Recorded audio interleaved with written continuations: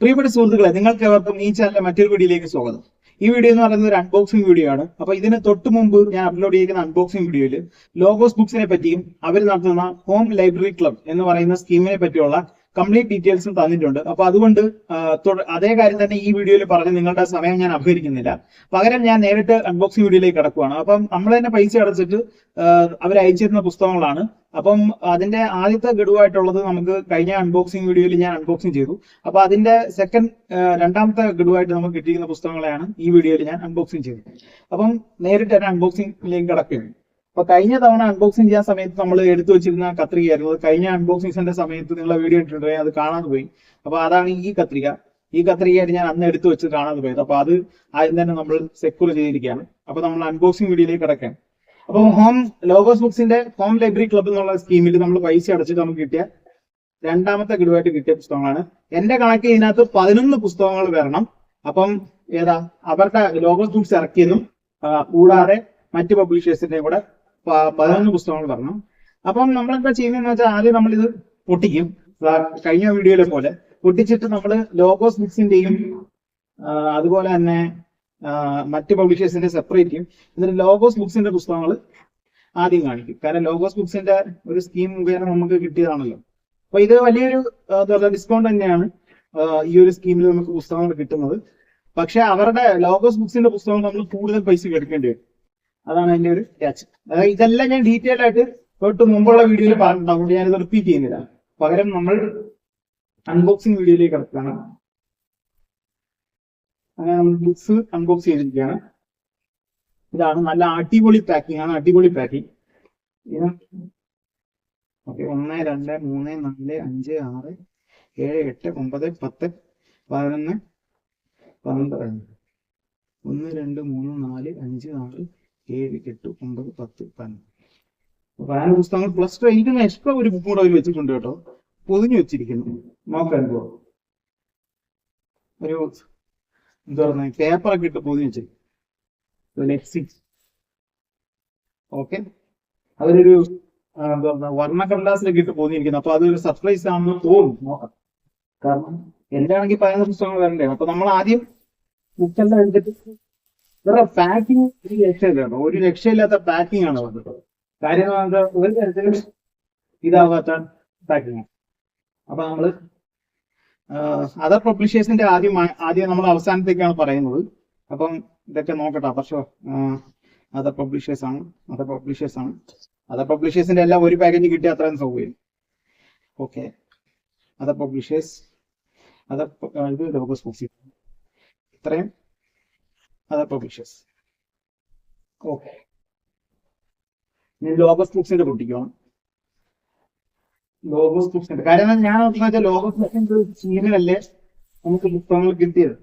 അതുകൊണ്ട് തന്നെ ലോഗോസ് ബുക്സിന്റെ സ്കീമിൽ കിട്ടിയോണ്ട് ആദ്യം ലോഗോസ് ബുക്സിന്റെ കാണിക്കാം. മാത്രമല്ല ലോഗോസ് ബുക്സ് സ്മാർട്ട് പബ്ലിഷേഴ്സ് ആയതുകൊണ്ട് അവരുടെ പുസ്തകങ്ങൾക്ക് ഒരു ഇതും കിട്ടില്ല. നിങ്ങൾ ആകെ കുറച്ച് സമയം വീഡിയോ കാണുന്നോളെങ്കിൽ ലോഗോസ് ബുക്സിന്റെ പുസ്തകങ്ങൾ കണ്ടിട്ട് ഫോട്ടോ നമ്മൾ ഓക്കെ.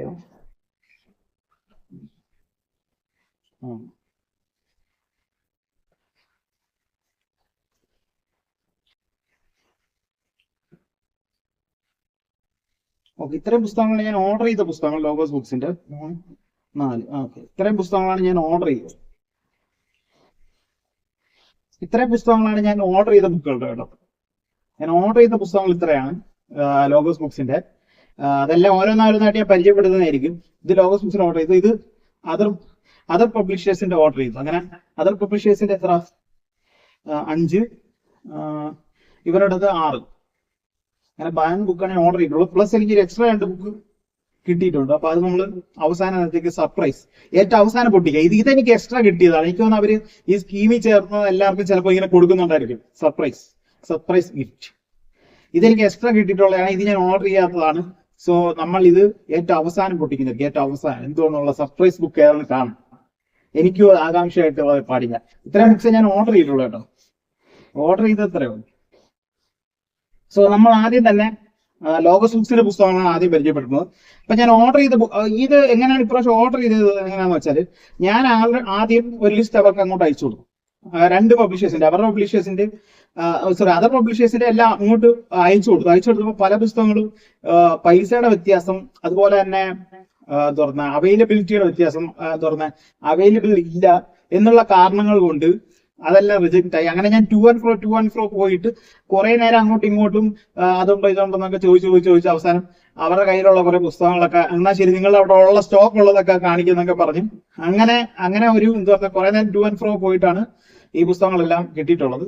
അപ്പം ആദ്യം തന്നെ ഞാൻ ഓർഡർ ചെയ്ത ബുക്ക് കാണിക്കാം. ലോഗോസ് ബുക്സിന്റെ ഞാൻ ഓർഡർ ചെയ്ത ഒരു ബുക്കാണ്. അതാണ് ഇത്. കാന്തമല ചരിതം എഴുതിയിട്ടുള്ളത് വിഷ്ണു എം സി എഴുതിയ കാന്തമല ചരിതം. ഇതിന്റെ ഫസ്റ്റ് പാർട്ടാണ് ഇത്, അഖിലാനന്ദന്റെ നിധി. അപ്പൊ ഇത് ഒന്നെന്ന് കൊടുത്തിരിക്കുന്നത് അഖിലാനന്ദ, അതായത് നോവൽ സീരീസ്. ഇതൊരു ട്രിലജിയാണ്. ട്രിലജിയുടെ കാന്തമല ചരിതം എന്നാണ് ട്രിലജിയുടെ പേര്. അതുപോലെ ആ ട്രിലജിയിൽ 3 പുസ്തകങ്ങളുണ്ട്. അതിൽ ഒന്നാമത്തെ ബുക്കിന്റെ പേരാണ് അഖിലാനന്ദന്റെ നിധി. അതുപോലെ തന്നെ രണ്ടാമത്തെ ബുക്കാണ് അരോലക്കാടിന്റെ രഹസ്യം. അതുപോലെ തന്നെ യുദ്ധകാന്ഡം, കാന്തമല ചരിതം യുദ്ധകാന്ഡം. ഇങ്ങനെ മൂന്ന് പാർട്ടുണ്ട്. അതായത് അഖിലാനന്ദന്റെ നിധി,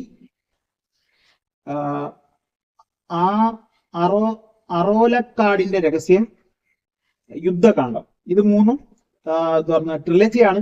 അപ്പൊ ഞാൻ നിങ്ങൾക്ക് കാണാൻ പറ്റുന്ന അറിയില്ല, ഇവിടെ ഒരു ഇരിപ്പുണ്ട്, റിക്വയറൻ ക്രൂസൈഡ് എന്ന് പറഞ്ഞ ഇരിപ്പുണ്ട്. അതുപോലെ അതിന്റെ ഫസ്റ്റ് പാർട്ട് ബ്രദറിൻ ട്രിലജി എന്നാണ്. അപ്പം ഞാൻ മുമ്പ് പരിചയപ്പെടുത്തിയിട്ടുള്ളതാണ്, ഇവിടെ ഇരിപ്പുണ്ട്. അപ്പൊ അത് ഞാൻ അതിന്റെ ബ്രദറിൻ ട്രിലജി ഞാൻ വായിച്ചതേ ഉള്ളൂ. ഇനിയിപ്പോ അതിന്റെ ബാക്കി വായിക്കണം. അതിന്റെ ഞാൻ പറയണം ട്രിലജി. അപ്പൊ ഞാൻ വായിച്ചുകൊണ്ടിട്ടാണ് ഇത് ആൾറെഡി ഞാൻ നേരത്തെ കണ്ടാണ്. അപ്പം മലയാളത്തിൽ ട്രിലജികളുടെ എണ്ണം വളരെ കുറവാണ്. ഇപ്പൊ 2 ഇരട്ട നോവലുകളൊക്കെ ഉണ്ട്, ബെന്യാമിന്റെ ഒക്കെ മറ്റു ഇരട്ട നോവലുകളുണ്ട്. പക്ഷെ കംപ്ലീറ്റ് ട്രിലജി ആയിട്ടുള്ളത് വളരെ റെയറാണ്. അപ്പൊ ഞാൻ ഓർത്തു ഇതിങ്ങനെ കണ്ടപ്പോൾ തന്നെ എനിക്ക് ആദ്യം തന്നെ ഒരു ആവശ്യം തോന്നി. ഇത് 3 ബുക്കുണ്ടല്ലോ. അപ്പൊ ഈ ട്രിലജിയുടെ പ്രത്യേകത എന്താണെന്ന് വെച്ചാൽ, നമ്മൾ ട്രിലജി ആയിട്ടൊരു പുസ്തകം വാങ്ങിക്കുകയാണെങ്കിൽ നമുക്ക് ആ ഒരു ആദ്യത്തെ ബുക്ക് വായിച്ച് നമുക്ക് ഇഷ്ടപ്പെട്ടു കഴിഞ്ഞാൽ പിന്നെ നമ്മൾ ബാക്കി 2ഉം വായിക്കും. അപ്പൊ നമ്മൾ റീഡിംഗ് ചലഞ്ച് ഒക്കെ ചെയ്യുമ്പോൾ നമ്മളൊരു സീരീസ് വായിക്കുന്നത് ഭയങ്കര ഇൻട്രസ്റ്റിംഗ് ആണ്. കാരണം നമ്മൾ ആദ്യത്തെ ഡിറ്റക്റ്റീവ് സീരീസ് വാങ്ങിക്കാം, നമ്മുടെ കോമൺ സ്ട്രൈക്കിന്റെ സീരീസ് വായിച്ചിട്ട് ആദ്യത്തെ ബുക്ക് ഇഷ്ടപ്പെട്ടു കഴിഞ്ഞാൽ പിന്നെ നമുക്കറിയാം രണ്ടാമത്തെ ബുക്ക് ഇതിൽ നല്ലതായിരിക്കും. കാരണം ആ സെയിം ഓതർ, സെയിം ഡിറ്റക്റ്റീവ്. അപ്പൊ നമ്മളിങ്ങനെ വായിച്ച് ആ ഒരു സീരീസ് വായിച്ച് ഒരു പിന്നെ ഒരു 2-3 ബുക്കായി കഴിഞ്ഞാൽ പിന്നെ നമുക്ക് ആ സീരീസിൽ വായിച്ച് തീർക്കാനുള്ള ഒരു ഇതും കൂടെ വരും. അപ്പൊ അതുകൊണ്ട് ഇതങ്ങനെ ഒരു കാന്തമല ചരിതം എന്ന് പറയുന്ന ഒരു ട്രിലജിയാണ്. അപ്പൊ ഇത് താല്പര്യമുള്ളവർക്ക് വായിച്ചു നോക്കാവുന്നതാണ്. എനിക്ക് ട്രിലജി എന്ന് പറയുന്നത് എനിക്ക് ഇഷ്ടം എന്താണെന്ന് വെച്ചാൽ നമ്മളെ വായിക്കാൻ പ്രേരിപ്പിക്കും ഭയങ്കരമായിട്ട്. കാരണം ആദ്യത്തെ ബുക്ക് വായിച്ച് ആ ഒരു ട്രിലജി ആയതുകൊണ്ട് നമ്മൾ ഒറ്റ കഥ തന്നെ നമ്മൾ കണ്ടിന്യൂസ് ആയിട്ട് വായിക്കുവാണ്. എന്നാൽ നമ്മൾ ആ വായനയിലെ മുഴുകിയിരിക്കുമ്പോൾ 3 ബുക്ക് അങ്ങനെ അങ്ങ് തീരും. അപ്പൊ നമ്മുടെ റീഡിംഗ് ചലച്ചൊക്കെ ചെയ്യുന്നവർക്ക് ഭയങ്കര എളുപ്പമാണ് ട്രിലജി സീരീസ് ഒക്കെ ചെയ്യുന്നത്. പക്ഷെ സീരീസിന്റെ പ്രത്യേകത ഇപ്പൊ റണ്ണിങ് ആയിക്കൊണ്ടിരിക്കുന്ന സീരീസ് ആണെങ്കിൽ അത് കംപ്ലീറ്റ് അല്ല. അപ്പൊ അതുകൊണ്ട് നമുക്ക് വായിക്കാൻ ഭയങ്കര പാടാണ്. അതേസമയം ഇതുപോലെ ട്രിലജികളൊക്കെ ആകുമ്പോൾ എനിക്ക് ഭയങ്കര ഇഷ്ടമാണ് വായിക്കാൻ. അപ്പൊ ഞാൻ ഓരോന്നിന്റെ ആയിട്ട് ബ്ലർബ് വായിക്കാം. അപ്പൊ ഞാൻ പറയുന്നത് ട്രിലജിയുടെ പേരെന്ന് പറയുന്നത് കാന്തമല ചരിതം എന്നാണ് ട്രിലജിയുടെ പേര്. അതിന്റെ ഫസ്റ്റ് പാർട്ടിന്റെ പേര് അഖിലാനന്ദന്റെ നിധി, ഫസ്റ്റ് നോവലിന്റെ പേര്.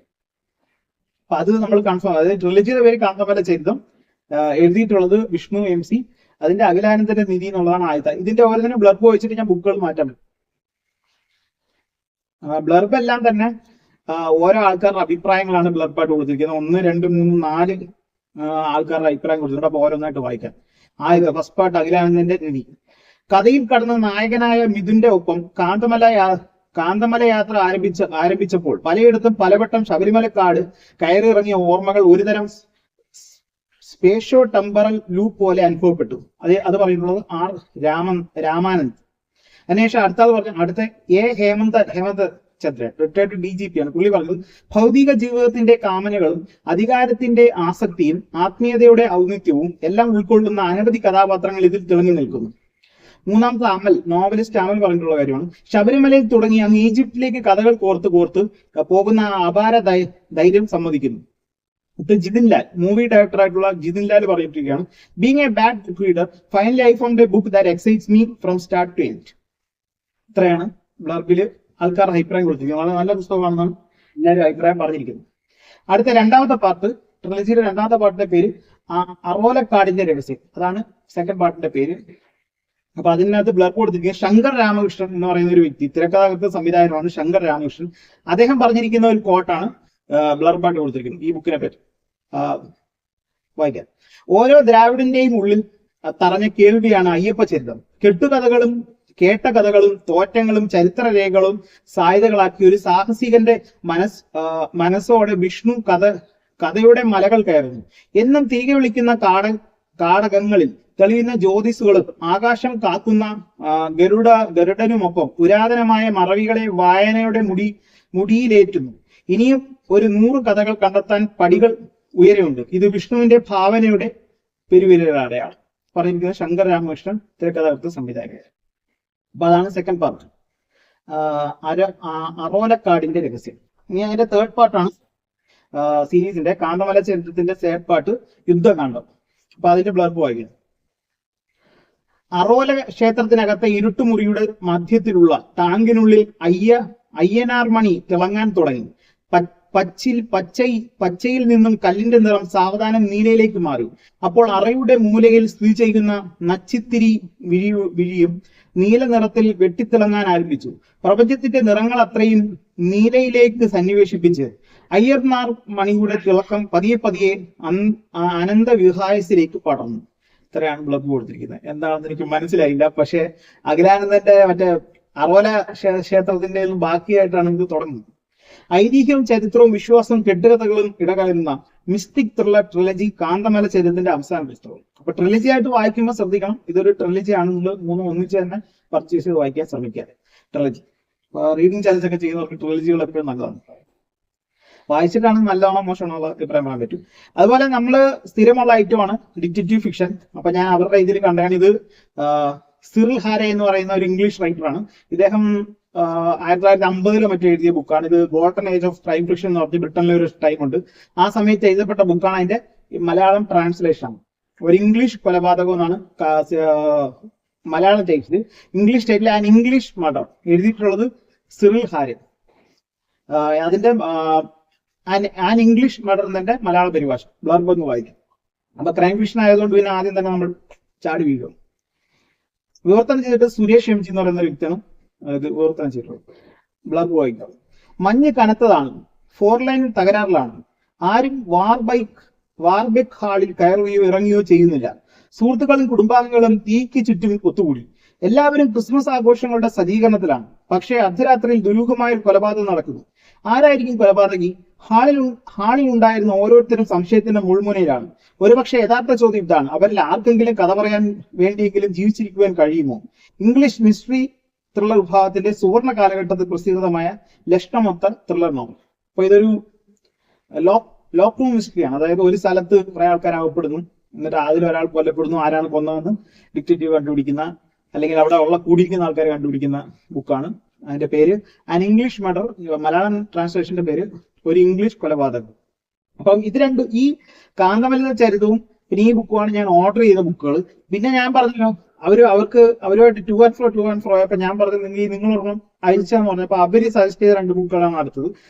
ലോഗോസ് ബുക്സുകാർ തന്നെ സജസ്റ്റ് ചെയ്ത് അയച്ചിരുന്നത്. അപ്പൊ അവര് ഇത് അതിന്റെ ഒന്നാമതായിട്ട് അയച്ചിരുന്ന ബുക്ക് ക്രൗൺ കോബ്ര എന്ന് പറയുന്ന ബുക്കാണ്, അനീഷ് ഫ്രാൻസിസ്. അപ്പൊ ഞാൻ പറഞ്ഞു ഡിറ്റക്റ്റീവ് ഫിക്ഷനോ അതുപോലത്തെ ക്രൈം ഫിക്ഷൻ എന്തെങ്കിലും ഉണ്ടെങ്കിൽ കാണിക്കെന്ന് പറഞ്ഞപ്പോ അവര് ഇത് നല്ലതെന്ന് പറഞ്ഞു. അപ്പൊ ക്രൗൺ കോബ്ര എനിക്ക് എന്താന്ന് പോലും അറിയത്തില്ല, അവര് സജസ്റ്റ് ചെയ്തതാണ്. സോ നമ്മൾ വായിച്ചിട്ട് അഭിപ്രായം പറഞ്ഞത്.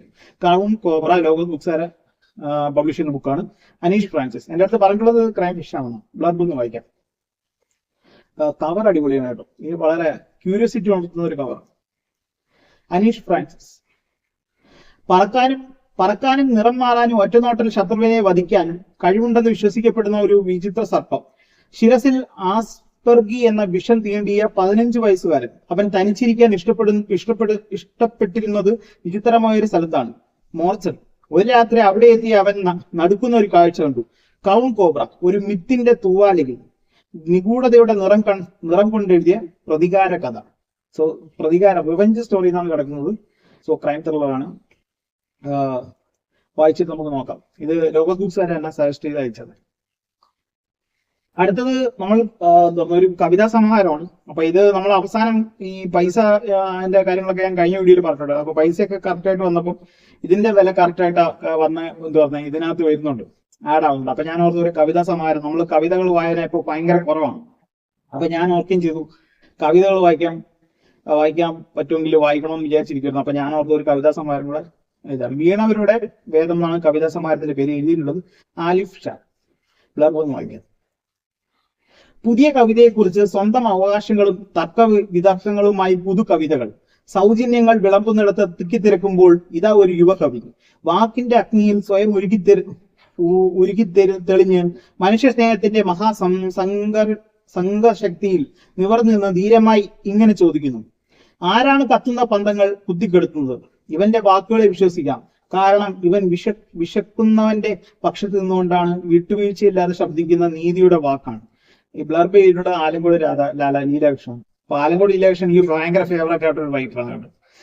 അദ്ദേഹമാണ് ഇതിന്റെ ബ്ലർബ് ചെയ്തിട്ടുള്ള അലീഷയുടെ. കാരണം ആലങ്കോട് ലീലാകൃഷ്ണന്റെ പ്രത്യേകത എന്ന് പറഞ്ഞാൽ അദ്ദേഹത്തിന്റെ കവിതകളൊക്കെ വായിച്ചാൽ മനസ്സിലാവും. അതാണ് എനിക്ക് ഭയങ്കര ഇഷ്ടമുള്ള എന്താ പറയുക കവിയാണ് ആലങ്കോട് ലീലാകൃഷ്ണൻ. അപ്പൊ അദ്ദേഹമാണ് ബ്ലർബ് ചെയ്തിട്ടുള്ളത്. വളരെ നല്ലൊരു എന്താ പറയുക കവിയാണ് ആലിഫ് ഷാ എന്നാണ് അദ്ദേഹം എന്താ പറഞ്ഞ അവതരിക്കുകയും. അപ്പൊ ഇത്രയാണ് ലോഗോസ് ബുക്സിന്റെ പുസ്തകങ്ങൾ. ഇനി ലോഗോസ് ബുക്സിന്റെ അല്ലാത്ത അതർ പബ്ലിഷേഴ്സിന്റെ പുസ്തകങ്ങളിലേക്ക് കിടക്കുകയാണ്. അപ്പൊ ഇത് ഞാൻ കുറെ നാളായിട്ട് വായിക്കണം എന്ന് ആഗ്രഹിച്ച് കൊണ്ടുനടന്ന പുസ്തകമാണ് റയാൻ ഹോളിഡേയുടെ stillness is the key. Malayalam title ധ്യാനസൂത്രം. അപ്പൊ റയാൻ ഹോളിഡേ എന്ന് പറയുന്നത് അമേരിക്കയിലുള്ള ഒരു വ്യക്തിയാണ്. അപ്പൊ ഇദ്ദേഹം ഒരു സെൽഫ് ഹെൽപ്പ് ഗുരുവാണ്. അപ്പൊ ഇദ്ദേഹത്തിന്റെ ഒരു ഐഡിയ എന്താണെന്ന് വെച്ചാല് ഗ്രീസ് ഫിലോസഫിയാണ് സ്റ്റോയിസം എന്ന് പറയും. അപ്പൊ സ്റ്റോയിസം എന്ന് പറഞ്ഞാൽ നമ്മുടെ ചുറ്റും എന്തെല്ലാം പ്രശ്നങ്ങൾ നടന്നാലും നമ്മൾ വളരെ കാമായിരിക്കണം എന്ന് പറയുന്ന ഒരു ഫിലോസഫിയാണ് സ്റ്റോയിസം.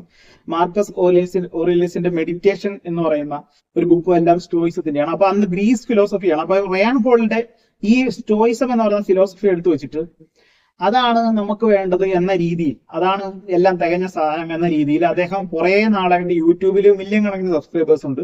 അതുപോലെ തന്നെ ടോക്ക് ഷോകള്, പിന്നെ അതുപോലെ പോഡ്കാസ്റ്റുകൾ. ഇദ്ദേഹത്തിന് തന്നെ സ്വന്തം പോഡ്കാസ്റ്റ് ഉണ്ട്. അതെല്ലാം യൂട്യൂബിൽ കിട്ടുന്നതായിരിക്കും. റയാൻ ഹോളിഡേ അടിച്ചാൽ മതി.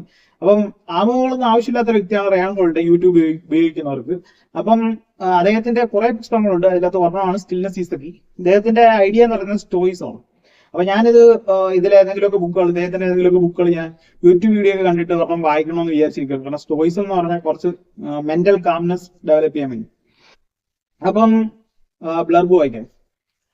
ധ്യാനസൂത്രം എന്നാണ് Malayalam title. English title stillness is the key. അപ്പൊ ഇദ്ദേഹം പ്രൊമോട്ട് ചെയ്യുന്ന സിദ്ധാന്തം, റയാൻ ഹോളിഡേ പ്രൊമോട്ട് ചെയ്യുന്ന സിദ്ധാന്തത്തിന്റെ പേര് സ്റ്റോയിസം. ധ്യാനസൂത്രം Ryan holiday. ചരിത്രത്തിൽ ഉടനീളം മികച്ച നേതാക്കളും നിർമ്മാതാക്കളും കലാകാരന്മാരും പോരാളികളും പങ്കിട്ട ഒരു ഗുണമുണ്ട്. സെൻ ബുദ്ധ മതക്കാർ ആന്തരിക സമാധാനം എന്നും സ്റ്റോയിസുകൾ അറ്ററാക്സിയ എന്നും വിളിക്കുന്ന ആ ഗുണത്തിന് റയാൻ ഹോളിഡേ നൽകുന്ന പേരാണ് നിശ്ചലത. ഏകാഗ്രതയും ശാന്തതയും സ്വായത്തമാക്കാനുള്ള കഴിവ് നിങ്ങളുടെ ജീവിത വിജയത്തിന്റെ താക്കോൽ. ആ കഴിവ് ഏതാന്ന് വെച്ചാൽ ഏകാഗ്രതയും ശാന്തതയും സ്വായത്തമാക്കാനുള്ള കഴിവ് നിങ്ങളുടെ ജീവിത വിജയത്തിന്റെ താക്കോൽ. എന്താ പറയുക, ഏകാഗ്രതയും ശാന്തതയും സ്വായത്തമാക്കാനുള്ള കഴിവ്. അതാണ് ലോകത്തുള്ള വലിയ വലിയ കലാകാരന്മാർക്കെല്ലാം ഉണ്ടായിരുന്നത്. ചരിത്രത്തിലെ ഏറ്റവും മികച്ച ചിന്തകരുടെ ജീവിതം പ്രതിപാദിച്ചുകൊണ്ട് നിശ്ചലത എത്രത്തോളം നിർണായകമാണെന്നും നമ്മുടെ ജീവിതത്തിൽ ആ കഴിവ് എങ്ങനെ ആർജിക്കാമെന്നും ഹോളിഡേ വിശദമാക്കുന്നു. ഈ മത്സരാധിഷ്ഠിത ലോകത്ത് വിജയിക്കാൻ ആവശ്യമായ ആത്മീയ നിയന്ത്രണത്തിന്റെയും അച്ചടക്കത്തിന്റെയും ശ്രദ്ധയുടെയും താക്കോലായ നിശ്ചലത ഇവിടെ പാതയിലൂടെയുള്ള ഒരു യാത്ര. വിവർത്തനം ചെയ്തിട്ടുള്ള ലക്ഷ്മി മോഹൻ. അപ്പൊ stillness is the key. Malayalam title ധ്യാനസൂത്രം റയാൻ ഹോളിഡേ. അടുത്തത് എല്ലാം തന്നെ ഞാൻ ഓർഡർ ചെയ്യാത്ത ബുക്കുകളാണ്. ഞാൻ കുറെ അങ്ങോട്ട് പേരുകൾ ഇട്ടു, അപ്പൊ അതൊന്നും കിട്ടിയില്ല. അപ്പൊ പിന്നെ അവിടെ ഇരുന്ന കുറെ പുസ്തകങ്ങൾ അവര് അയച്ചു തന്നു. അപ്പൊ അതാണ് ഞാൻ അടുത്ത് പരിചയപ്പെടുത്തുന്നത്. ആദ്യമായിട്ട് പറയാൻ ഉള്ളത് KP അപ്പൻ, നിഷേധിയും മഹർഷിയും. എഴുതിയിട്ടുള്ളത് പ്രസന്നരാജൻ. അപ്പൊ KP അപ്പനെ പറ്റിയുള്ള ഒരു ബുക്കാണ്. അപ്പൊ KP അപ്പൻ എന്ന് പറഞ്ഞാൽ മലയാളത്തിലെ ഒരു ഭയങ്കര വലിയൊരു നിരൂപകനാണ്. അപ്പം നമ്മളുടെ ചാനലും അതുമായിട്ട് ബന്ധപ്പെട്ട ചാനലായതുകൊണ്ട് ഞാൻ മനസ്സിൽ ഓർത്ത് വെച്ചിട്ട് ഇങ്ങനെ ഇരിക്കുമായിരുന്നു. അപ്പൊ നമ്മൾ നിരൂപണമായിട്ട് ബന്ധപ്പെട്ട എന്തെങ്കിലും പുസ്തകങ്ങൾ വായിക്കണം. കാരണം നമ്മളും ഈ ഫീൽഡിലാണല്ലോ, നിരൂപണം ഫീൽഡിലാണല്ലോ. വായിക്കുക, അഭിപ്രായം പറയുക, അപ്പൊ കുറച്ചും കൂടെ നല്ല അഭിപ്രായം പറയാൻ പറ്റിയ അത്രയും നല്ലത് എന്ന് ഞാൻ ഇങ്ങനെ വിചാരിച്ചിരിക്കുമായിരുന്നു. അപ്പം KP അപ്പൻ ഒരുപാട് ആൾക്കാർ എന്താ പറഞ്ഞാൽ മികച്ച ഒരു നിരൂപനാണെന്ന് പറയുന്ന ഒരു വ്യക്തിയാണ്. അപ്പൊ ഞാൻ KP അപ്പനെ പറ്റിയ ഒരു ബുക്ക്, നിഷേധിയും മഹർഷി, ചിലപ്പോൾ അദ്ദേഹത്തിന്റെ ജീവചരിത്രം പ്ലസ് അദ്ദേഹത്തിന്റെ നിരൂപണത്തിലൂടെ എങ്ങനെയാണ് അദ്ദേഹം പോയിട്ടുള്ള യാത്രകളും മറ്റൊക്കെ ആയിരിക്കും ഇതിനകത്ത് പ്രതിപാദിക്കുന്നത്. എഴുതിയിട്ടുള്ളത് പ്രസന്നരാജൻ എന്ന് പറയുന്നതാണ്. ബുക്കിന്റെ പേര് KP അപ്പൻ, നിഷേധിയും മഹർഷിയും. അപ്പൊ ബ്ലർബ് വായിക്കാം. ബ്ലർബ് എഴുതിയിട്ടുള്ളത് M മുകുന്ദനാണ്. എം മോഹൻദൻ എഴുതിയിട്ടുള്ള ബ്ലർബ് വായിക്കണം. ആധുനിക എഴുത്തുകാരുടെ തോളുരുമി നടന്ന വിമർശകനാണ് KP അപ്പൻ. വിമർശന കലയുടെയും സർഗാത്മക രചനകളുടെയും ഇടയിലെ അകലം അപ്പൻ സാർ മായ്ച്ചു കളഞ്ഞു. അസ്തിത്വവാദം പോലുള്ള അതിസങ്കീർണമായ ദാർശനിക സമസ്യകൾ അദ്ദേഹം സൗന്ദര്യവൽക്കരിച്ച് വായനക്കാരുടെ മുമ്പിൽ അവതരിപ്പിച്ചു. വ്യക്തിപരമായി പറഞ്ഞാൽ എന്റെ ഹൃദയത്തോട് ചേർന്ന് നിൽക്കുന്ന ഒരു സാഹിത്യ വിമർശകനാണ് അപ്പൻ സാർ. എന്റെ മുമ്പിൽ വായനക്കാരിലേക്കുള്ള വഴികൾ അദ്ദേഹം തുറന്നിട്ടു. അപ്പൻ സാർ കൂടെ ഇല്ലാതിരുന്നുവെങ്കിൽ ആധുനികതയുടെ കാലത്ത് ഞാൻ രചിച്ച കൃതികൾ വായനക്കാരിലെത്തിക്കാൻ എനിക്ക് ഏറെ ബുദ്ധിമുട്ടേണ്ടി വരുമായിരുന്നു. അതേസമയം വ്യക്തിബന്ധങ്ങൾ അദ്ദേഹത്തിന്റെ വിമർശന ദൗത്യത്തെ ഒരിക്കലും സ്വാധീനിച്ചിരുന്നില്ല. അപ്പൻ സാറിന്റെ ജീവിതവും എഴുത്തും സമഗ്രമായി വിലയിരുത്തുന്ന ഒരു കൃതിയാണ് പ്രസന്ന രാജന്റെ KP അപ്പൻ നിഷേധിയും മഹർഷിയും. പുതിയ കാലത്തിന്റെ മാറിയ പരിസരത്തിലും അപ്പൻ സാറിന്റെ പ്രസക്തി നഷ്ടമായിട്ടില്ലെന്ന് ഈ പുസ്തകത്തിന്റെ വായന നമുക്ക് പറഞ്ഞു തരുന്നു. കാലം ആവശ്യപ്പെടുന്ന ഒരു പുസ്തകം. എൻ മുകുന്ദൻ എഴുതിയിരിക്കുകയാണ്. ഈ ബുക്ക് എന്ന് പറയുന്നത് അപ്പൻ സാറിന്റെ ജീവിതവും എഴുത്തും സമഗ്രമായി വിലയിരുത്തുന്ന കൃതി. അതാണ് ബേസിക് നമ്മൾ എടുക്കേണ്ട ടേക്ക് ഹോം മെസ്സേജ് ഈ ബുക്കിനെ പറ്റി. 4 പതിറ്റാണ്ടിലധികം കാലം മലയാള സാഹിത്യ വിമർശനത്തിൽ തിളങ്ങി നിന്ന ആധുനിക മലയാള സാഹിത്യ നിരൂപണത്തിന് അടിത്തറ പാകിയ എഴുത്തുകാരൻ KP അപ്പന്റെ സമഗ്ര ജീവചരിത്രം. സോ ബേസിക്കലി ജീവചരിത്രമാണ് ഈ ബുക്ക് KP അപ്പൻ. അപ്പൊ നമ്മളും ഈ ഫീൽഡിലോട്ട് പോയി നമ്മൾ പോലും അറിയാതില്ല സിനിമയിൽ പറയുന്ന ആടുജീവിതത്തിൽ ആട് സിനിമയിൽ പറയുന്നത് നമ്മൾ പോലും അറിയാതെ നമ്മൾ നിരൂപണത്തിലേക്ക് എത്തിയിരിക്കും. അടുത്ത M ലീലാവതി തന്നെ എഴുതിയ അതെ അവരുടെ ജീവചരിത്രം ആത്മകഥയാൻ തോന്നുന്നു. ധ്വനിപ്രയാണം സാഹിത്യ നിരൂപണത്തിൽ ഒരു പെണ്ണിന്റെ സാഹസ സഞ്ചാരങ്ങൾ. അപ്പൊ KP അപ്പന്റെ കൂട്ട് തന്നെയുള്ള മറ്റൊരു നിരൂപകയാണ് M ലീലാവതി. അപ്പം ഫേമസ് ആണ്, ആമുഖങ്ങൾ ആവശ്യമില്ല. അപ്പൊ ഇത് M ലീലാവതി തന്നെ എഴുതിയിട്ടുള്ളതാണ്. അപ്പം മിക്കവാറും ആത്മകഥയായിരിക്കും.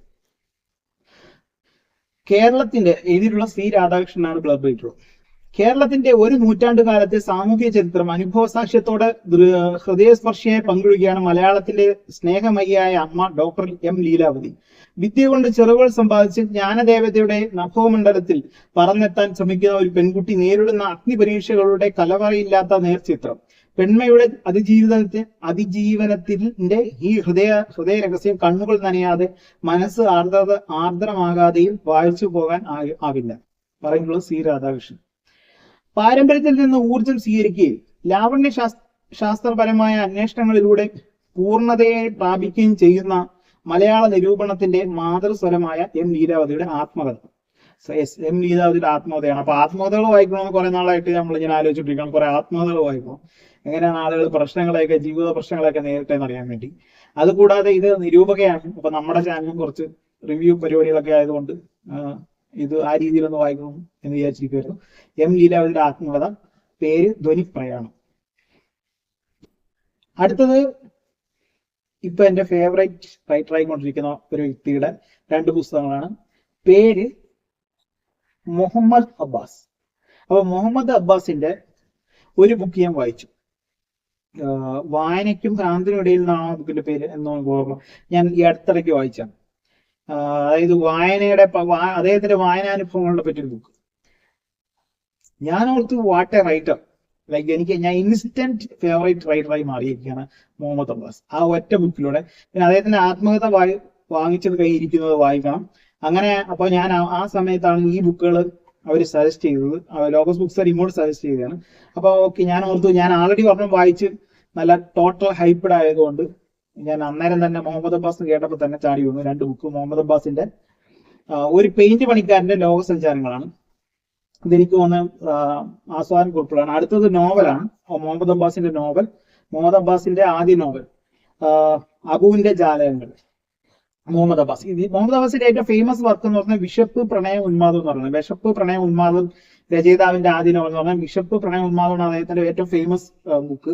അത് ഇതുവരെ എന്റെ കിട്ടിയിട്ടില്ല. പക്ഷെ ഞാൻ വായിച്ച ബുക്ക് കിടിലമാണ്. ഞാൻ അത് മുഹമ്മദ് അബ്ബാസിനെ റെക്കമെൻഡ് ചെയ്യുന്നു. ഒരെണ്ണം വായിക്കുമ്പോൾ തന്നെ നമുക്കറിയാം എന്താ റൈറ്ററിന്റെ ഒരു ക്വാളിറ്റി. സോ മുഹമ്മദ് അബ്ബാസിന് ഒരു പെയിന്റ് പണിക്കാരന്റെ ലോകസഞ്ചാരങ്ങൾ ബ്ലർബ് വായിക്കും. തെരുവിൽ നിന്നും ഭാഷ പഠിച്ച് ഭ്രാന്തമായി വായിച്ച് ഞാൻ നേടിയ ആനന്ദങ്ങളെ കുറിച്ചാണ് ഈ കുറിപ്പുകൾ. ഇതിൽ പറയുന്ന പുസ്തകങ്ങളെല്ലാം ഞാൻ ആവർത്തിച്ച് വായിച്ചവയാണ്. പുസ്തകങ്ങൾ എനിക്ക് തന്ന മറു ജീവിതത്തെ എഴുതി ഫലിപ്പിക്കാനോ പറഞ്ഞു ഫലിപ്പിക്കാനോ കഴിയില്ല. എന്നിട്ടും ഞാൻ അതിനെ ശ്രമിച്ചതിന്റെ സാക്ഷ്യമാണ് നിങ്ങളുടെ കയ്യിലിരിക്കുന്നത്. മുഹമ്മദ് അബ്ബാസ് എന്ന വായനക്കാരൻ നിത്യജീവിതോപാധിയായ പെയിന്റ് പണിയോടൊപ്പം തന്നെ ജീവിച്ച വായനയുടെ കാലങ്ങളെ ഓർത്തെടുക്കുന്നു. ജീവിതത്തിന്റെ നിരാശയിലൂടെയും ഉന്മാദത്തിലൂടെയും കടന്നുപോയപ്പോൾ അയാൾക്ക് താങ്ങായത് പുസ്തകങ്ങളാണ്. അതിലൂടെ സൃഷ്ടിക്കപ്പെട്ട ലോകങ്ങളാണ്. അതിൽ കൊമാലയുണ്ട്, മൊക്കൊണ്ടയുണ്ട്, ഖസാക്കുണ്ട്. ഈ ലോകസഞ്ചാരങ്ങളിലൂടെ അയാൾ അതിജീവിച്ച യഥാർത്ഥ ലോകമുണ്ട്. ഈ മുഹമ്മദ് അബ്ബാസിന്റെ പുസ്തകങ്ങൾ വായിച്ചു കഴിഞ്ഞാൽ നമുക്ക് ഭയങ്കര വായനയോട് ഭയങ്കര പ്രായം തോന്നും. അദ്ദേഹത്തിന്റെ റൈറ്റിങ് ഫസ്റ്റ് ക്ലാസ് റൈറ്റിംഗ് ആണ് മുഹമ്മദ് അബ്ബാസ് റൈറ്റിംഗ്. ഞാൻ വായിച്ച പുസ്തകത്തില് അതുകൊണ്ട് ടോട്ടലി ഹൈപ്പഡ് ആണ് ഇത് വായിച്ചത്. അടുത്തത് മുഹമ്മദ് അബ്ബാസിന്റെ ആദ്യത്തെ നോവലാണ്, പേര് അബുവിന്റെ ജാലകങ്ങൾ. മറ്റേന്ന് പറഞ്ഞാൽ ആത്മകഥാസ്പർശിയായിട്ടുള്ള വായനാ കുറിപ്പുകളാണ്, വായനാനുഭവ കുറിപ്പുകളാണ് മറ്റേ ബുക്കിൽ. ഇതെന്ന് പറയുന്നത് നോവലാണ്, ഫിക്ഷൻ. ബ്ലഡ് വായിക്കാൻ കഥയും കനലും ഒന്നായി വളരുമ്പോൾ ജാലകത്തിലൂടെ വളരുന്ന ഉഷ്ണക്കാറ്റേറ്റ് അബു തളരുന്നു. എങ്കിലും എവിടുന്നോ സാന്ത്വന സ്പർശത്തിന്റെ ഇളം മാരുതൻ വീശുന്നു. ചെറുമഴ പെയ്യുന്നു. ഓരോ കനൽച്ചൂടിനെയും അതിജീവിക്കാൻ ആ കുളിരിന്റെ ഓർമ്മ അയാൾ ബാക്കി വെക്കുന്നു. അബുവിന്റെ ജാലങ്ങളിലൂടെ നമ്മളെ തന്നെ കാണുന്നു, നമ്മുടെ ഉൾപ്പൊരുളുകളെ ദർശിക്കുന്നു. ചാഞ്ചാടുന്ന മനസ്സുപോലെ മാറി മാറി വരുന്ന കഥാഗതിയിലൂടെയുള്ള ആഖ്യാനം. വേദനകളെ പ്രത്യാശയുടെ ചവിട്ടുപടികളാക്കി മാറ്റുന്ന നോവൽ. വേദനകളെ പ്രത്യാശയുടെ ചവിട്ടുപടികളാക്കുന്ന നോവൽ. മുഹമ്മദ് അബ്ബാസിന്റെ കൃതികൾ ഞാൻ റെക്കമെൻഡ് ചെയ്യണം. ഞാൻ ഉടനെ വായിച്ചിട്ടുള്ളതിൽ പോലെ എനിക്ക് ഭയങ്കരമായിട്ട് ഇഷ്ടപ്പെട്ടു. സോ അതുകൊണ്ടാണ് ഇത് ഞാൻ പർച്ചേസ് ചെയ്തത്. അപ്പൊ മുഹമ്മദ് അബ്ബാസിന്റെ നല്ല വർക്കുകളാണ്. മുഹമ്മദ് അബ്ബാസിന്റെ ജാലകങ്ങൾ വായിച്ചു. അബുവിന്റെ ജാലകങ്ങൾ. അടുത്തത് അങ്ങനെ ഇത്രയും പുസ്തകമാണ് ഞാൻ ഓർഡർ ചെയ്ത് വന്നിട്ടുള്ളത്. ഞാൻ ഓർഡർ ചെയ്യാതെ 2 ബുക്ക് വന്നിരിക്കുകയാണ്. അപ്പൊ അതേതാണെന്ന് അറിയാനുള്ള ആകാംക്ഷയാണ് ഇനി അടുത്തത്. എല്ലാവരും കണ്ടോളൂ. നല്ല സ്വർണ്ണക്കടലാസിലൊക്കെ പൊതിഞ്ഞ ഒരാഴ്ച. ചിലപ്പോൾ ഈ സ്കീമിൽ പങ്കെടുക്കുന്ന എല്ലാവർക്കും ഇങ്ങനെ അവര് രണ്ടാമത്തെ സെക്ഷൻ, അതായത് ഒരു സ്കീം ഇപ്പൊ ഇതോടുകൂടി ഈ സ്കീം തീർന്നു നമ്മുടെ, അതായത് ഒരു സ്കീം തീർന്നു. അപ്പൊ ഒരു സർപ്രൈസിങ് ആയിട്ട് അവർ അയച്ചു ഞാൻ പൊട്ടിക്കാൻ സമയം എടുക്കുന്ന വെച്ചാൽ അറിയാനുള്ള ആകാംക്ഷയ്ക്ക്. നിങ്ങൾക്കും എനിക്കും എല്ലാം അറിയാനുള്ള ആകാംക്ഷ എന്താണത്. ലോഗോസിന്റെ തന്നെ ബുക്സ് ആയിരിക്കും ബുക്കുകൾ. അപ്പൊ 2 ബുക്ക് എക്സ്ട്രാ ആണ്. 2 ബുക്ക് എക്സ്ട്രാ ആണ്. ഇവരുള്ളവരെ 2 പുസ്തകങ്ങൾ എക്സ്ട്രാ. ഇത് നമുക്ക് പ്രസന്റ് ആയിട്ട് അവര് തന്നെ അയച്ചു തന്നിട്ടുള്ളതാണ്. നമുക്ക് let's see what is this. ഒരു ബുക്കിന്റെ പേര് പൊട്ട്, പേരുള്ള ശ്രുതി രാഘവ്. അടുത്ത ബുക്കിന്റെ പേര് ഒരാൾക്കുള്ള 3 ചായകൾ, പേരുള്ള സ്റ്റെല്ല മാത്യു. അപ്പൊ ഇത് രണ്ടും നമുക്ക് സമ്മാനമായിട്ട് കിട്ടിയുള്ള പുസ്തകങ്ങളാണ്. നമുക്കറിയാം നമ്മുടെ സമ്മാനമായിട്ട് പുസ്തകങ്ങൾ നമുക്ക് ഭയങ്കര ഇഷ്ടപ്പെട്ട ഒരു പരിപാടിയാണ്. പക്ഷെ ആരും തരാറില്ല. എന്നാലും ഇങ്ങനെ നമ്മൾ ഈ സ്കീമിൽ പങ്കെടുത്തതിന് ഒരു സ്പെഷ്യൽ ആയിട്ട് അയച്ചു തന്നെയാണ്. ഒരാൾക്കുള്ള 3 ചായകൾ, സ്റ്റെല്ല മാത്യു. അപ്പൊ എനിക്ക് യാതൊരു ധാരണയില്ല ബുക്കിനെ പറ്റി. So we will go to the blurb. EP Rajagopalan ആണ് ഇതിന്റെ ബ്ലഡ് ഇട്ടത്. ജൈവമായ അയവുള്ള എല്ലാ നിറങ്ങളും എല്ലാ മണങ്ങളുമുള്ള തുറന്ന വീട്ടു പെൺഭാഷയെ കുറിച്ച് ഓർത്തത് സ്റ്റെല്ല മാത്യുവിന്റെ കവിതകൾ വായിച്ചപ്പോഴാണ്. മൗലികമായ ഗുണങ്ങളുള്ള, വ്യതിരിക്തമായ സൗന്ദര്യമുള്ള, നിറവിന്റെ വഴക്കമുള്ള ഭാഷയിലാണ് ഈ കവിതകൾ എന്ന് അറിയാനായത്. മലയാളത്തിന്റെ ആനന്ദ നടനമാണ് ഈ കവിതയരങ്ങിൽ കേൾക്കുന്നത്. ഇതാണ് ഈ കവിതയിലെ പാരമ്പര്യം. അംഗീകൃതമായ വിജയസൂത്രങ്ങളിലല്ല, വാഴ്വിന്റെ പല പല വഴികളിലാണ് ഈ കവിതകൾ പിറവിയെടുത്തിരിക്കുന്നത്. നന്നായി വിശദീകരിക്കാനാവാത്ത, സിദ്ധാന്തപ്പെടുത്തുവാൻ വയ്യാത്ത ഒരു ജീവിതാസക്തി ഇതിലുണ്ട്. വെറുതെ ഇരിക്കുന്ന ആളിന്റെ ഭാവനയല്ല ഇവിടെ ഉള്ളത്. സാധാരണമല്ലാത്ത സ്വാതന്ത്ര്യത്തിന്റെ നടപടികൾ കവിതകളെ സവിശേഷമായ സാംസ്കാരിക സന്ദർഭങ്ങളാക്കിയിരിക്കുന്നു. എഴുതിയിരിക്കുന്നത് EP രാജഗോപാലാണ്. പോയംസ് ആണ്, പോയട്രി ബൈ. പ്രിയപ്പെട്ടവരെ, ഒരു ബുക്ക് മാർക്ക് കൊണ്ട് കേട്ടോ. എല്ലാ ബുക്കിലും ഉണ്ടോ അറിയില്ല, ഞാൻ തുറന്നു നോക്കില്ല. ബുക്ക് മാർക്ക്, ഇത് ഞാൻ എന്റെ കസത്തിൽ ലോഗോസ് ബുക്സിന്റെ ബുക്ക് മാർക്ക്. എത്ര ദൂരം പോകും പുസ്തകം കൂട്ടിന് വേണ്ടെങ്കിൽ, എത്ര ദൂരവും പോകാം പുസ്തകം കൂട്ടിനുണ്ടെങ്കിൽ. ഇതെന്റെ ശ്രദ്ധയിൽപ്പെട്ടില്ല സുഹൃത്തുക്കളെ. എന്നാലും കഴിഞ്ഞ വട്ടം ഇതില്ലായിരുന്നു, ബുക്ക് മാർക്ക് ഇല്ലായിരുന്നു. കാരണം ഞാൻ അതെല്ലാം തുറന്ന 3-4 പുസ്തകങ്ങൾ ഞാൻ ഇതിനോടൊപ്പം തന്നെ വായിച്ചു തീർന്നു. അപ്പം ഇനി എല്ലാത്തിലും തുറന്നോ. ഇപ്പൊ അവസാനം തുറന്നു നോക്കാല്ലേ, എല്ലാത്തിലും കൊണ്ടുവന്നു. അത് 2 മാത്രമേ ഉള്ളൂ. ഇപ്പൊ ബുക്ക് മാർക്ക് കിട്ടിയത് കൊണ്ട് എക്സ്ട്രാ ഉണ്ടായില്ലെന്നാണ് ഞാൻ വിചാരിച്ചത്. കൊണ്ടിരിക്കുന്നത്. ഇല്ല. അപ്പോൾ പ്രിയപ്പെട്ട സുഹൃത്തുക്കളെ, ഈ സ്പെഷ്യൽ എന്താ പറയുക സമ്മാനമായിട്ട് തന്ന പുസ്തകത്തിന് മാത്രമേ ബുക്ക് മാർക്ക് ഉള്ളൂ. കാരണം കൺഫേം ചെയ്തില്ലെങ്കിൽ പിന്നെ അവരായിട്ട് എടുക്കുന്ന നല്ല ബുക്ക് മാർക്കാണെങ്കിൽ നിങ്ങൾക്കൊന്ന് കാണിക്കാതെ വെച്ചു. എനിവേ, അടുത്തത് അപ്പം ഒരാൾക്കുള്ള 3 ചായകൾ സ്റ്റെല്ല മാത്യു കവിതകളാണ്. അടുത്തത് പൊട്ട്. ഇത് എനിക്ക് തോന്നുന്നു പോയട്രിയാന്ന് തോന്നുന്നു. പോയട്രിയാണ്. ശ്രുതി രാഘവന്റെ കവിതകളാണ്. ബ്ലർബ് വയ്ക്കണം. ബ്ലർബ് ആയിട്ടുള്ള അക്ബർ എന്ന് പറയുന്ന വ്യക്തിയാണ് ബ്ലർബ് ആയിട്ടുള്ളത്. കവിത ഉണ്ടാവുന്നതാണ് എന്ന പരമ്പരാഗത കാവ്യ രൂപീകരണത്തിന്റെ നോക്കിക്കാണലുകൾ ശ്രുതിയുടെ ചെറു കവിതകളിൽ തെളിഞ്ഞു കിടക്കുന്നുണ്ട്.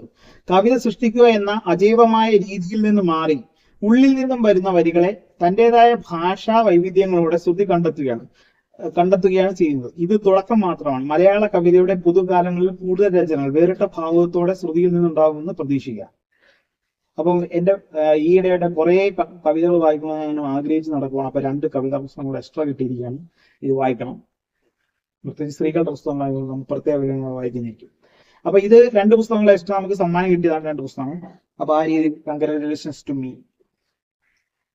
അടുത്തത് നമ്മളുടെ 2 ബുക്ക് മാർക്ക്. ഞാൻ ബാക്കി 3 നോക്കി അതിനകത്തില്ല. അപ്പൊ ഇത് 2 നോക്കും. അപ്പൊ ആദ്യത്തിനകത്ത് ഇരിക്കുന്ന എത്ര ദൂരവും പോകാൻ പുസ്തകം കൂടുന്നുണ്ടെങ്കിൽ ഇത് ലോഗോസ് ബുക്സുകാരെ തന്നെ ഇറക്കുന്ന ഒരു എന്താ പറയുക ഒരു ബുക്ക് മാർക്കാണ്. അപ്പൊ അവര് തന്നെ ഡിസൈൻ ചെയ്ത് ഇറക്കുന്നതാണ്. അടുത്തത് ജോൺ എന്ന് പറയുന്ന ഒരു ബുക്കുണ്ട്, ഷോൺ ജോയുടെ. അപ്പൊ അതും അതിന്റെ കോംപ്ലിമെന്റ് ആയിട്ട് ഇടുന്ന ഈ coming of age romance fiction novel. John എന്നാണ് നോവലിന്റെ പേര്. റൊമാൻസ് ഫിക്ഷൻ നോവലാണ് കമ്മിങ് ഓഫ് ഏജ് റൊമാൻസ് ഫിക്ഷൻ്റെ. അപ്പൊ ആ ഒരു ബുക്കിന്റെ എന്താ പറയുക കോംപ്ലിമെന്ററി ആയിട്ട് വരുന്ന ഒരു ബുക്ക് മാർക്കാണ്. അപ്പൊ അതിനകത്ത് കൊടുത്തിരിക്കുന്നത് not just a love story, first love, arts day, friendship supply, universities inhuman behaviour, college fights, step fights, chasing passion, family, education, loan, breakup, struggles, college trip, career. അങ്ങനെയല്ല ട്രെയിലറിലൊക്കെ വളരെ ചെറിയ ചെറിയ സീൻസ് ഇങ്ങനെ കാണിക്കുന്ന പോലെ ആ നോവലിലുള്ള ജോൺ എന്ന നോവലിലുള്ള കാര്യങ്ങളെ ഒന്ന് പറഞ്ഞിരിക്കുക. എന്തൊക്കെയാണ് അതിന്റെ ഒരു പരസ്യവാചകം പോലെ. Not just a love story, ഒരു പ്രണയകഥയില്ല. ഇതിനകത്ത് ലവ് ഉണ്ട്, കലയുണ്ട്, ഫ്രണ്ട്ഷിപ്പ് ഉണ്ട്, സപ്ലൈ ഉണ്ട്. സപ്ലൈ മറ്റേ എക്സാം മറ്റേ സപ്ലൈ, യൂണിവേഴ്സിറ്റീസ് ഇൻഹ്യൂമൻ ബിഹേവിയർ ഉണ്ട്, കോളേജ് ഫൈറ്റ് ഉണ്ട്, ടെക് ഫെസ്റ്റ് ഉണ്ട്, ചേസിങ് പാഷൻ ഉണ്ട്, ഫാമിലി ഉണ്ട്, എഡ്യൂക്കേഷൻ ഉണ്ട്, ലോൺ ഉണ്ട്, ബ്രേക്കപ്പ് ഉണ്ട്, സ്ട്രഗിൾസ് ഉണ്ട്, കോളേജ് ട്രിപ്പ് ഉണ്ട്, കരിയർ ഉണ്ട്. അങ്ങനെ കംപ്ലീറ്റ് ഒരു കോളേജ് ഡേയ്സിന്റെ ഫുൾ നോവലാണ് ജോൺ. എഴുതിയിട്ടുള്ളത് ഷോൺ ജോയ്. താല്പര്യമുള്ളവർക്ക് ഇതെല്ലാം ഈ കോളേജ് ലൈഫിനെ പറ്റി ഏതാണ് നമ്മൾ, സിനിമയുടെ പേര് നമ്മൾ. അതുപോലെ തന്നെ തെലുങ്കിലൊരു പടം ഉണ്ടായിരുന്നു, ഒരു പടം വന്നുപോയി. പിന്നെ അതുപോലെ ആര്യയുടെ ഒരു പടം പഴയൊരു തമിഴ് പടം ഉണ്ടായിരുന്നു. കോളേജ് ഡേയ്സ്, കോളേജസിന്റെ സമയത്ത് നടക്കുന്ന കഥകൾ വായിക്കാൻ താല്പര്യമുള്ളവർക്ക് ട്രൈ ചെയ്ത് നോക്കാം. ലോഗോസ് ബുക്സ് ആക്കുന്നതാണ് ജോൺ. എഴുതിയിട്ടുള്ളത് ഷോൺ ജോയ്. അപ്പൊ അതിന്റെ പരസ്യമായിട്ടും അതിന്റെ കൂടെ കോംപ്ലിമെന്റ് ആയിട്ട് വരേണ്ട ഒരു ബുക്ക് മാർക്കാണ് നമുക്ക് സമ്മാനമായിട്ട് തന്നിരിക്കുകയാണ്. എത്ര ദൂരം പോകാൻ പുസ്തകം കൂട്ടുന്നുണ്ടെങ്കിൽ ഇത് ലോഗോസ് ബുക്സ് തന്നെ നേരിട്ട് ഇറക്കുന്ന ഒരു ബുക്ക് മാർക്കാണ്. ഇത് വളരെയധികം നല്ലൊരു ബുക്ക് മാർക്കാണ്. അപ്പൊ ഇതും 2 ബുക്കും 2 ബുക്ക് മാർക്കും നമുക്ക് സമ്മാനമായിട്ട് കിട്ടിയിരിക്കുകയാണ് എക്സ്ട്രാ. അപ്പൊ ഇത്തരം പുസ്തകങ്ങളാണ് നമുക്ക് ലോഗോസ് ബുക്സിന്റെ ഹോം ലൈബ്രറി ക്ലബ് എന്ന് പറയുന്ന സ്കീമിൽ പങ്കെടുത്തിട്ട് നമുക്ക് ലഭിച്ചിട്ടുള്ളത്. അപ്പം ഈ വീഡിയോ ഉണ്ടെന്ന് നിങ്ങൾക്ക് എവർക്കും നന്ദി.